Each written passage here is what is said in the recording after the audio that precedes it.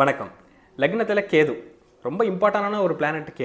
கேதுங்கிறது ஞான காரகன் என்று வர்ணிக்கக்கூடியது. கேது எல்லா அனுபவத்தையும் ஒரு சாரா புழிஞ்சு அது இதுதான்ப்பா அப்படின்னு ஒரே வார்த்தையில் சொல்லக்கூடிய நிலையை லக்னத்தில் கேது இருக்கிறவங்க நிச்சயமாக அடைஞ்சிருப்பாங்க. ரொம்ப ஐசோலேட் பர்சனாக இருப்பாங்க. கொஞ்சம் வெளியில் தன்னை காட்டிக்க கூடாது, நான் இருக்கக்கூடிய இடத்துல நம்ம வேலையை மட்டும் செஞ்சுட்டு போயிடலாம் அப்படின்னு ஒதுங்கி ஒரு எல்லா விஷயமும் தெரிஞ்ச ஆட்களாக இருப்பாங்க. ஆனால் அதை தெரியாத மாதிரி காட்டிக்கொள்ளக்கூடியவர்கள், எளிமையை விரும்பக்கூடியவர்கள், அது ரொம்ப சிம்பிளிசிட்டி விரும்பக்கூடியவங்க. சரியான ஆப்ஜெக்ட் வர வரைக்கும் அதை காத்திருந்து அதை பொறுமையாக நிதானமாக ஒரு பதட்டம் இல்லாமல் செய்யக்கூடிய ஆளாக இருப்பாங்க. ரொம்ப பிளானிங்கோட பக்கா பிளானிங்கோட இருக்கக்கூடிய ஆட்களாக கேது லக்னத்தில் இருக்கவங்க இருப்பாங்க.